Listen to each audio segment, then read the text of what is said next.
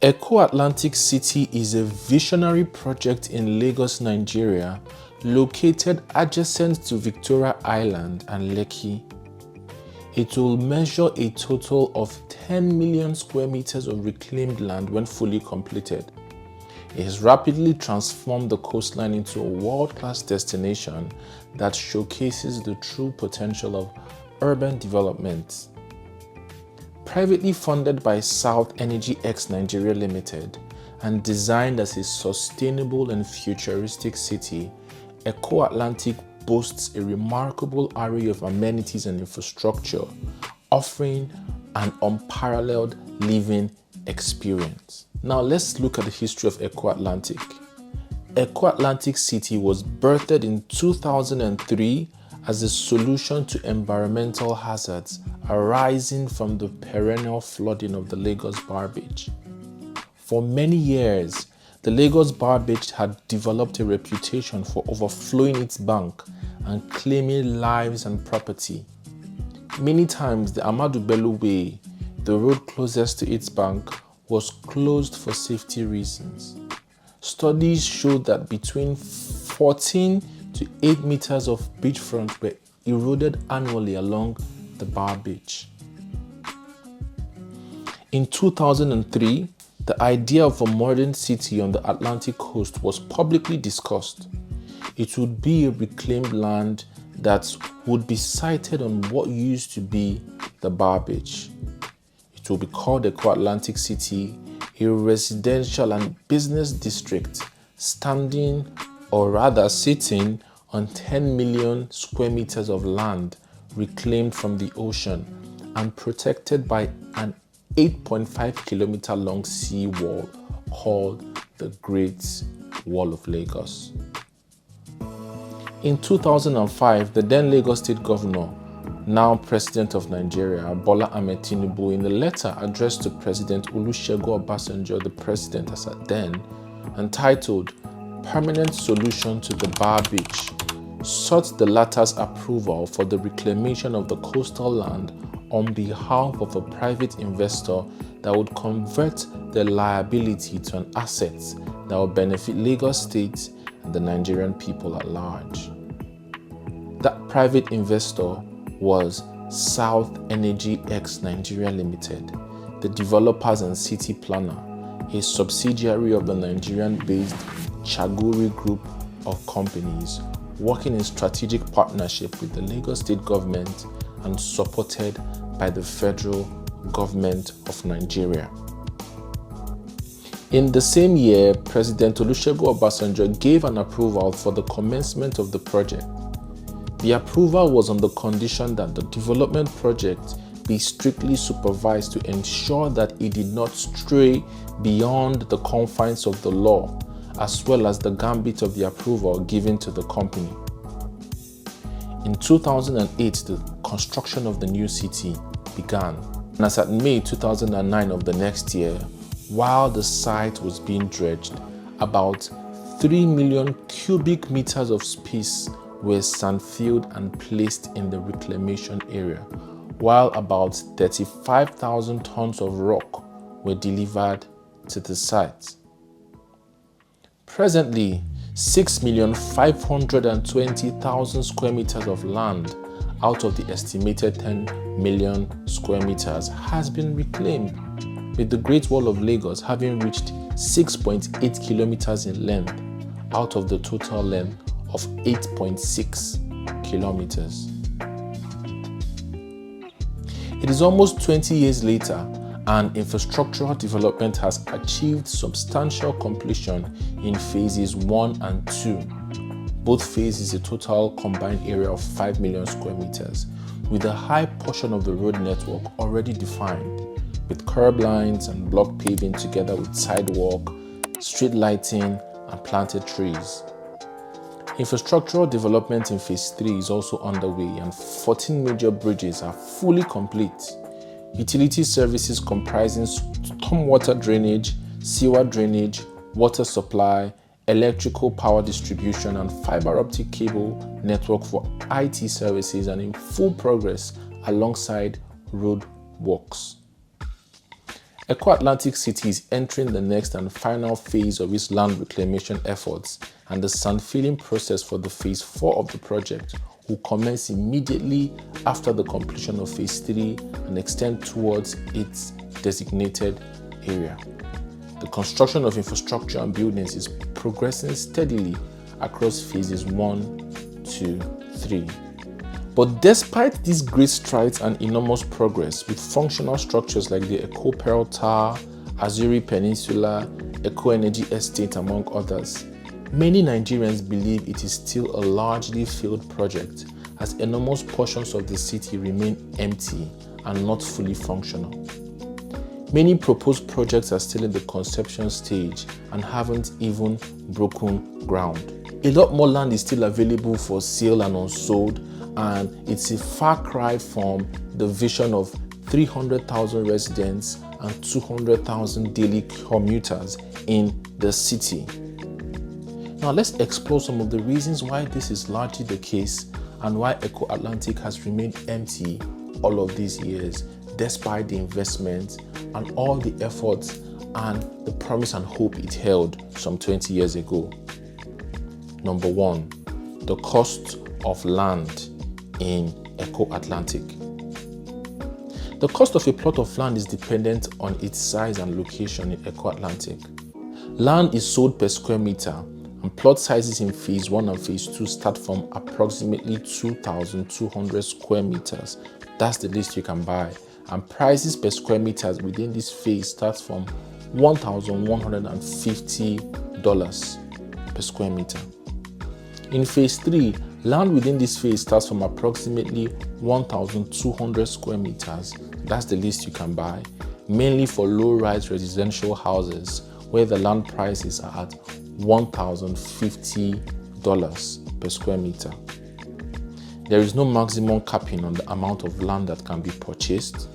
Each plot of land can be used for a residential or commercial development or a mix of both, as Eko Atlantic is designed to be a mixed-use city. It is important to bear in mind that plots in phases 1 and 2 have been created to accommodate mid to high-rise buildings, and in phase 3, some plots have been created to accommodate single residential dwellings and low-rise developments. Land in the Marina district can go as high as $30,000 per square meter. This may be a major reason why investors are shying away from this project, as it seems to be at the upper section of the market in this axis. So many people may not be able to afford these steep prices of land, and maybe one of the reasons why Eko Atlantic has remained empty these years. The number 2 reason is no payment plans available. Coupled with how expensive land is in Eko Atlantic, they do not seem to have a flexible payment plan where investors can put in an initial deposit and spread the rest over a long time frame. This means you need to have the entire cash upfront, and very few people can make the entire commitment of at least $1 million in one sitting. The number 3 reason why this project seems to have been failing or not proceeding at the pace that Nigerians would have thought is that it may just be too big to handle. If you speak to lots of developers, you would know, especially private developers, that developing a large part or a large portion of land can get very, very difficult in a hurry because there are so many moving parts. The truth of the matter is Eko Atlantic might just be too big to manage for a lone private firm like South Energy X. How do you manage and deliver a project of 10 million square meters? Even though you could make the case for Eko Atlantic located at the central business district VI and ocean facing, but do some quick math, at least $1,000 per square meters out of 10 million square meters of land would equal $10 billion in sales alone. Bear in mind some phases cost way more than that. Then you factor infrastructure. Who can fund it? For context, Nigeria is currently seeking $1.5 billion from the World Bank by the end of 2003 to shore up its economy. How possible is it that one project will attract $10 billion investment in sales alone, excluding infrastructure? Number 4 reason, mounting debt by developer South Energy X. Following from the above and insider information, reports allege that mounting external debt by the developer has made it impossible for infrastructural development to proceed at the required pace.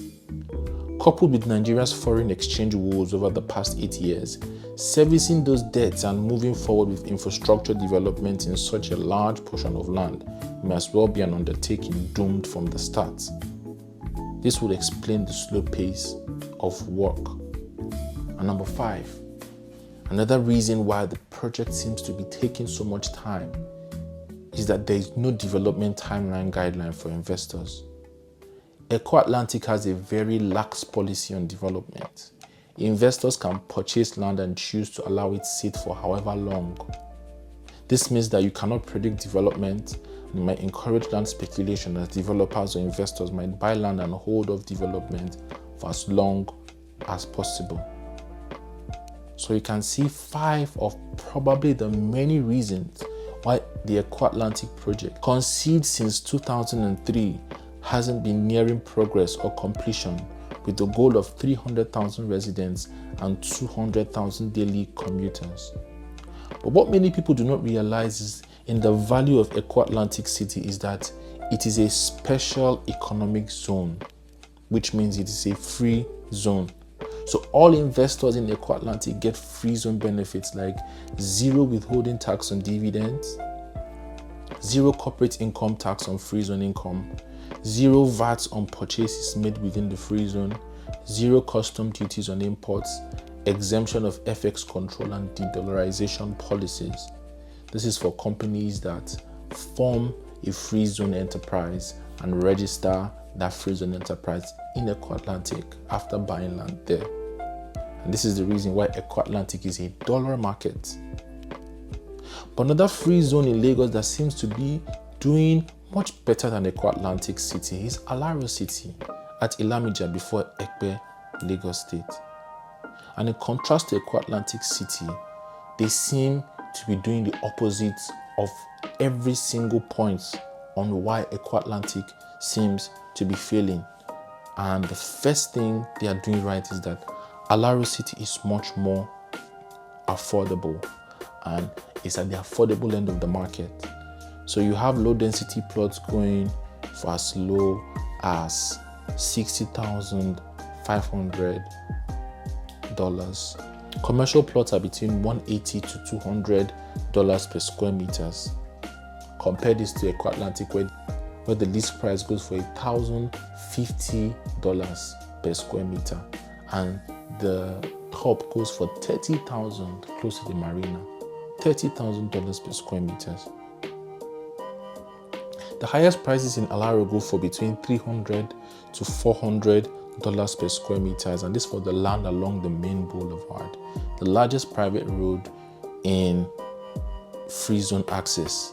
The main boulevard being the highest standard in Alot City's road hierarchy is an 8-lane, 60 meters right of way road and will be the widest road in the Lekki free zone upon completion. Another thing Alot City seems to be getting right is that they offer investors payment plan of up to 30 months and with as little as a 10 to 15% initial deposit. You can make an initial deposit and spread it over 12, 24, 30 months. Alot City is only just 2,000 hectares as well, and so it's easier to manage. Divided into 5 phases, phase 1 is already sold out. Alot City is also debt-free, and the board of directors and investors made up of some Fortune 500 CEOs are privately funding this project with no external debt. So infrastructure development is going at the required and fast pace. Alot City also has a development timeline for investors that's part of the term sheet and part of your contract before you buy, that states that you would start developing in between 12 to 24 months. This means that investors cannot speculate or just sit on land for years without development. And as the land and the estate continues to develop, the value goes up and it draws more and more investment. Are there some lessons Eko Atlantic can learn from Alot City? Which do you prefer, Eko Atlantic or Alot City? Which are you interested in? Talk to me and we can get you started on your journey. Thank you so much for watching. Kindly like, kindly share, kindly subscribe, and I will see you at the very next video. This is the Ownahome, the ND TV show. Here at Ownahome, we believe that owning a home, owning a property should not make you lose sleep. So we are committed to giving you the very best property recommendations and insider real estate deals. Thank you so much for watching. See you at the very next video. Bye-bye.